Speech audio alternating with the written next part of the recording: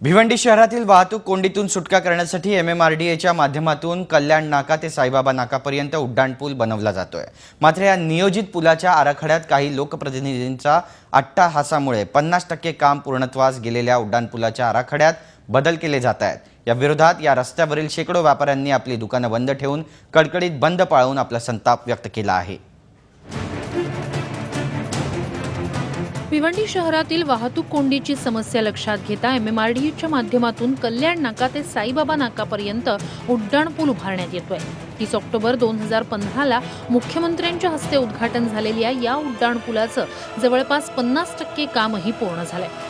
असं असताना काही लोकप्रतिनिधींच्या दबावानं एमएमआरडीए प्रशासनानं 2 ठिकाणी उतरण्यासाठी मार्गिका बनवण्याचा निर्णय घेतला असून त्याला स्थानिक व्यापारी आणि नागरिकांनी तीव्र विरोध केलाय।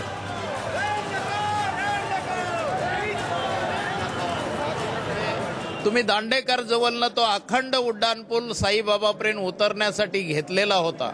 तो उड्डाणपूल आता तिथे कमी करून अप्सराजवळ रॅम्प उतरण्याचं काम जो चालू आहे, हे कोणाचा तरी हेतू पुरस्कार याच्या मागे आहे आणि कल्याण रोडची जनता कुठल्याही प्रकारे हा हेतू सफल होऊन देणार नाही। या उड्डाणपुलावरील बदललेल्या आराखड्याला विरोध करण्यासाठी या रस्त्यावरील सर्व दुकानं बंद ठेवण्यात आली होती।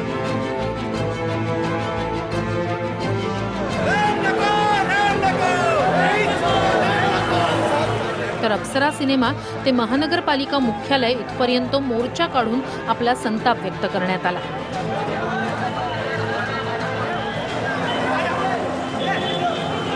व्यापारी संघर्ष समितीचे शेकडो कार्यकर्ते तसंच समाजवादी पार्टी शहराध्यक्ष अब्दुल सलाम नोमानी यांच्या नेतृत्वाखाली निघालेल्या मोर्चानं महानगरपालिकेत आयुक्त डॉक्टर योगेश म्हसे यांच्या अनुपस्थितीत उपायुक्त विनोद शिंगटे यांना आपल्या मागण्यांचं निवेदन देऊन व्यापारी वर्गाच्या तीव्र भावना व्यक्त केल्या।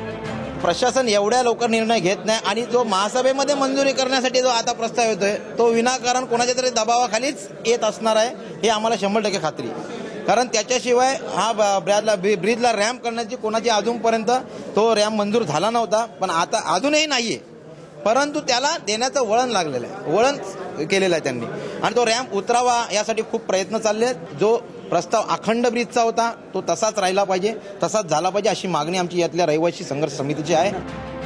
सर्व व्यापारी विकासाच्या विरोधात नसून वाहतूक कोंडीच्या सोडवणुकीसाठी उड्डाणपूल बांधला जात असताना त्यावर 2 ठिकाणी उतरण्यासाठी मार्गिका ठेवल्यानं पुन्हा वाहतूक कोंडीची समस्या निर्माण होणार आहे। त्यामुळे हा उड्डाणपूल आराखड्यात दर्शवल्याप्रमाणे अखंड व्हावा अशी इथल्या व्यापारी वर्गाची मागणी आहे। एमएमआरडीएने हे बदल ज्या कोणा लोकप्रतिनिधींच्या सांगण्यावरून केलेत त्यांनी समोर यावं, त्यांना जनता धडा शिकवल्याशिवाय राहणार नाही असा आक्रमक पवित्राही व्यापाऱ्यांनी घेतलाय। त्यामुळे उड्डाणपुलाबाबत एमएमआरडीए काय निर्णय घेतंय हे पाहावं लागेल।